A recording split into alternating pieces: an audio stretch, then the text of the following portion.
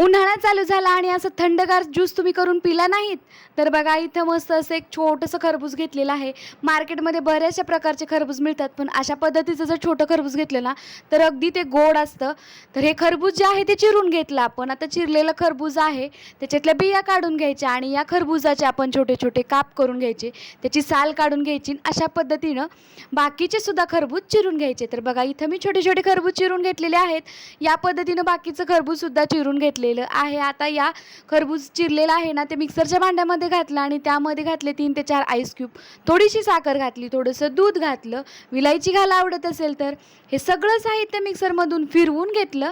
मस्त असं थंडगार सरबत ज्यूस तयार झालेलं आहे. खरबुजाचं ज्यूस हे लहानांपासून मोठ्यापर्यंत सगळ्यांनाच आवडेल.